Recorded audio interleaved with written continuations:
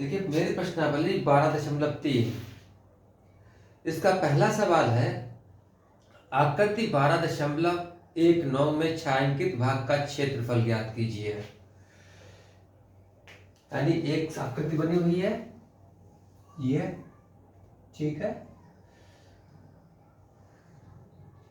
और ये बनी हुई है, ठीक है। ये R है, ये Q, ये P, और यहां पर पता नहीं, ठीक है, ये O है। इसमें PQ जो है, PQ ये 24 सेंटीमीटर है, ठीक है, और PR ये PR है, ये 7 सेंटीमीटर है, ओके। क्योंकि ये हमारा सर्किल जो है अर्धवृत्त में बना हुआ है, ये एंगल जो है अर्धवृत्त में बना एंगल, ये वाला ये एंगल अर्धवृत्त का है, और अर्धवृत्त का एंगल जो है वो 90 डिग्री का होता है। कितना होता है? 90 डिग्री का। यानी पहला क्वेश्चन में है कि angle R P Q equal to 90 degree. अर्ध वृत्त में बना कोण 90 अंश का होता है, ठीक है। तो एंगल तो हमारा ये मिल गया। अब हमें ये व्यास निकालना, सबसे पहले क्या निकालना है? व्यास निकालना है। क्योंकि 90 डिग्री कोण है, इसलिए इसमें पाइथागोरस की प्रमेय लग जाएगी। यानी R Q equal to under root P R square plus P Q square, ठीक है। तो पी आर कितना दिया गया है? पी आर है 7 स्क्वायर प्लस 24 स्क्वायर, 7 7 जा 49 प्लस 24 को मल्टीप्लाई करेंगे कितना आएगा? 576। इन दोनों को ऐड करेंगे कितना आएगा? 6 2 5 625। 625 का वर्गमूल क्या होगा हमारा? 25 होगा, यानी 25 सेंटीमीटर। यानी पी क्यू और आर मेरा 25 है, यानी व्यास कितना हुआ? व्यास बराबर 25 सेंटीमीटर, ठीक है। अब त्रिज्या कितनी हो गई है? यानी आर 25/2 सेंटीमीटर। अब ये कह रहा है कि ये शेडेड एरिया हमारा है, ठीक है। इस शेडेड एरिया का हमें क्षेत्रफल चाहिए। इसका क्षेत्रफल क्या होगा? सबसे पहले हम अर्धवृत्त का क्षेत्रफल निकालेंगे। किसका निकालेंगे? अर्धवृत्त का क्षेत्रफल। अर्धवृत्त का क्षेत्रफल कितना होता है? 1/2 पाई आर स्क्वायर। निकाल लीजिए। 1/2 गुणा पाई कितनी दी गई हमारी है? 22/7, और आर कितना है? 25/2 की घात 2। तो 1/2 गुणा 22/7 गुणा 25 25 625/2 दूनी 4, 2 एकम 2, 2 11 निकला। कितना आ गया? 11 पंजे 55 और 11 दूनी 22, 5 27, 11 छंग 66 और 2 68/4 सेंटीमीटर स्क्वायर। अब हमें इस शेडेड एरिया का क्षेत्रफल निकालने के लिए क्या करना पड़ेगा? इस ट्रायंगल का भी निकालना पड़ेगा हमें क्षेत्रफल, जो समकोण त्रिभुज है। तो समकोण त्रिभुज पी क्यू आर का क्षेत्रफल कितना होगा? 1/2 गुणा पी क्यू गुणा पी आर, ठीक है। 1/2 गुणा पी क्यू कितना है? 24, और पी आर कितना है 7, 12 कम 12 नहीं 2 कम 2, 2 कम 2, 2 दूनी 4, तो 12 सत्ते 84 सेंटीमीटर स्क्वायर। ठीक है। अब इस छायांकित भाग का क्षेत्रफल, छायांकित भाग का क्षेत्रफल बराबर कितना होगा, अर्धवृत्त के क्षेत्रफल में से समकोण त्रिभुज का क्षेत्रफल घटाने पर निकल आएगा 68 बटा 28 माइनस 84। ठीक है, 28 68 75 माइनस 28 को 84 गुणा कर लीजिए, 84 और 28 की 8 चौक 32, हासिल लगे 3, 8 8 64 3 67, 2 चक्कू 8, 2 अट्ठे 16, 2 7 8 7 15 8 जोड़ते से 2 के 2 2 8 7 15 के 5, हासिल लगा 1, 6 6 12 13 के 3, हासिल लगा 1 1 2। ठीक है, इसे यहाँ लिखेंगे 2 3 5 2।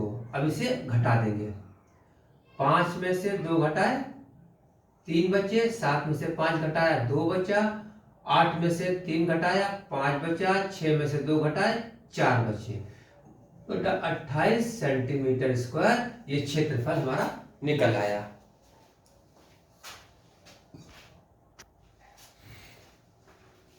अगला सवाल मेरा 2 नंबर का क्या कहता है, कहता है कि आकृति 12.20 यानी ये वाली आकृति में छायांकित भाग का क्षेत्रफल ज्ञात कीजिए यदि केंद्र O वाले दोनों संकेंद्रीय वृत्तों की त्रिज्या क्रमशः 7 सेंटीमीटर 14 सेंटीमीटर हो और एंगल AOC बराबर 40।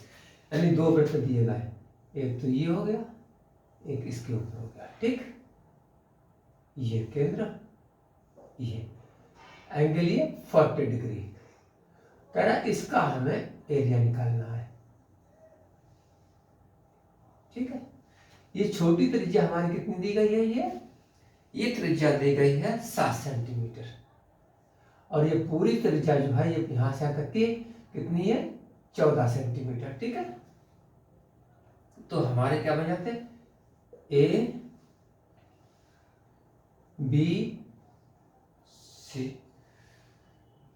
C और D और केंद्र हमारा ये O है। ठीक है, तो सबसे पहले हम बड़े त्रिज्यखंड का क्षेत्रफल निकालेंगे। त्रिज्यखंड 2 बन गए, एक छोटा बन गया ये वाला और बड़ा वाला ये बन गया। ठीक है, लिखेंगे A B C D का क्षेत्रफल बराबर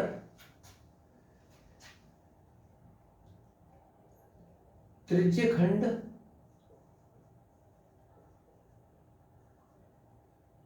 AOC का क्षेत्रफल माइनस त्रिज्यखंड BOD का क्षेत्रफल। ठीक है, एक साथ निकालते हैं। अब थीटा बटा 360। ठीक है, सूत्र यही होता है, गुणा पाई r स्क्वायर माइनस थीटा बटा 360 गुणा पाई r स्क्वायर 1।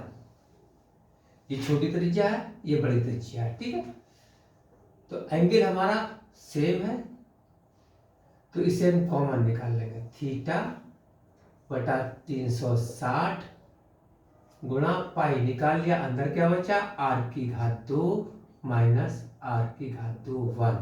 ठीक है, 40 डिग्री अपान 360 डिग्री। ठीक है, पाई की वैल्यू कितनी है 22/7। अब बड़ा त्रिज्यखंड त्रिज्या 14, छोटी त्रिज्या 7 की घात 2, 4 एकम 4, 4 ने 36, यानी कितना आया 1/9 गुणा 22/7, और यहाँ 14 14 196 माइनस 7 7 49, 1/9 गुणा 22/7 गुणा 16 में से 9 घटाए 7 बचे, 8 में से 4 घटाया 4 बचा और 1 बचा, 7 एकम 7, 7 दूनी 14, 7 एकम 7, 3 तिया 9, 3 नेम 3 सत्ते 21, अब 22 सत्ते 154/3 एकम 3 सेंटीमीटर स्क्वायर। ये हमारा छायांकित भाग का क्षेत्रफल हुआ, यानी एबीसीडी का क्षेत्रफल या छायांकित भाग का क्षेत्रफल सेम है। अगला मेरा प्रश्न है, आकृति 12.21 में छायांकित भाग का क्षेत्रफल ज्ञात कीजिए यदि एबीसीडी भुजा 14 सेंटीमीटर का एक वर्ग है तथा एपीडी और बीपीडी दो अर्धवृत्त है। एक ये हमारा वर्ग दिया गया है, एक वृत्त यहाँ से है, दूसरा वृत्त यहाँ से है, ठीक है। ये भुजा कितनी है 14 सेंटीमीटर, ये भी 14 है, ये भी 14 है, ये भी 14 है। अगर हम इस अर्धवृत्त की त्रिज्या बनाना चाहें तो कितनी निकल के आएगी त्रिज्या हमारी 7 सेंटीमीटर। तो वर्ग की भुजा बराबर 14 सेंटीमीटर, ठीक है। अर्धवृत्त की त्रिज्या बराबर 7 सेंटीमीटर, ठीक है। अब ये कह रहा है कि ये शेडेड एरिया है, इनका क्षेत्रफल निकालना है, तो क्या करना पड़ेगा,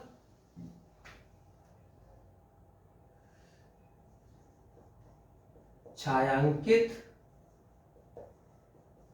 भाग का क्षेत्रफल बराबर वर्ग का क्षेत्रफल माइनस 2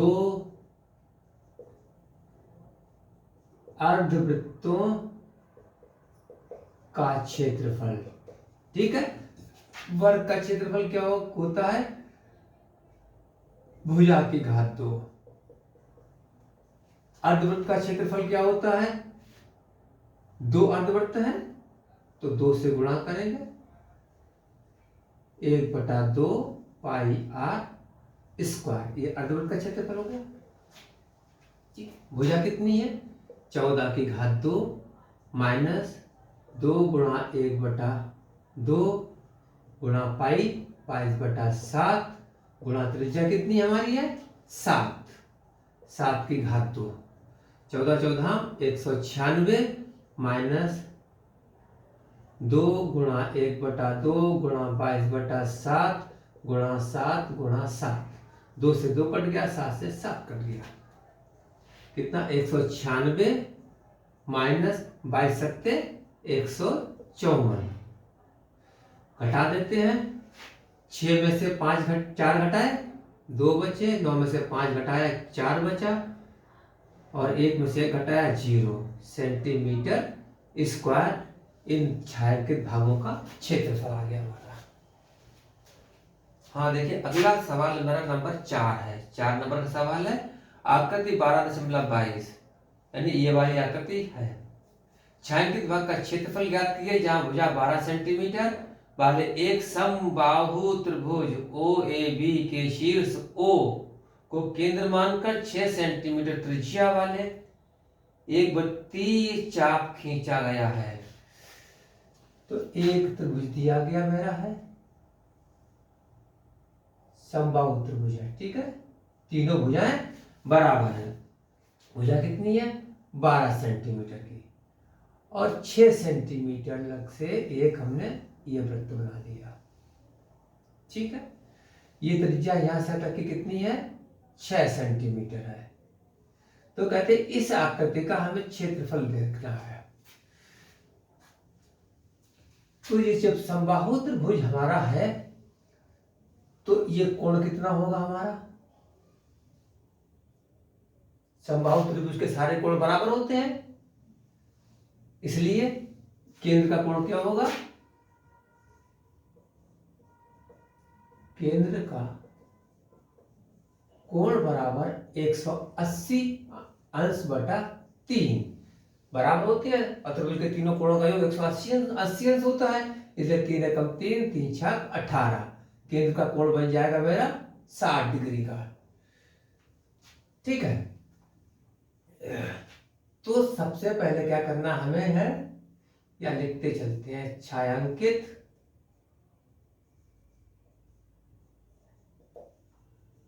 भाग का क्षेत्रफल बराबर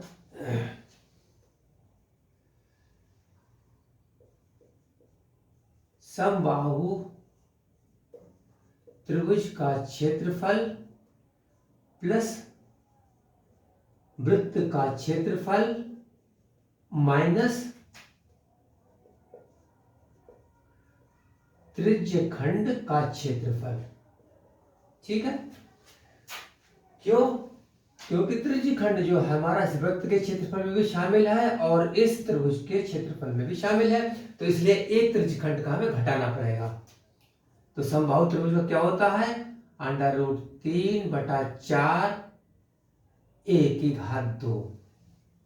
ठीक है, वृत्त का क्षेत्रफल क्या होता है? πr²। और त्रिज्य खंड का क्या होता है? θ/360 गुणा πr²। ठीक है, √3/4 भुजा कितनी दी गई है समबाहु त्रिभुज की? 12, 12 की घात 2 और ये 22/7 और त्रिज्या कितनी है? 6 की घात 2 माइनस थीटा कितना है हमारा? 60 डिग्री का है, 360 गुणा 22/7 गुणा त्रिज्या कितनी है? 6 की घात 2। तो ये √3/4 गुणा 12, 144 प्लस 22/7 गुणा 6 36 माइनस 60 एकम 60, 6 36 होगा। ठीक है, यहाँ क्या बचेगा हमारे पास? 22/7 गुणा इस 6 से ये कट गया। ठीक है, गुणा 6 बचा, ये 2 से कट जाएगा, 4 से 4 एकम 4, 4 3 12 और 4 6 24 यानी 36√3 ये आ गया। ये कटेगा नहीं तो 22 की इससे गुणा करते थे, 22 छंगा 132, हाथ से लगे 13, 22 3 66, 66 और 13 79/7 माइनस 22 छंगा 132/7, 36√3 प्लस ये तो सामान है, घटा देते हैं, 2 में से 2 घटाया 0, 9 में से 3 घटाया 6, 7 में से 1 घटाया 6/7।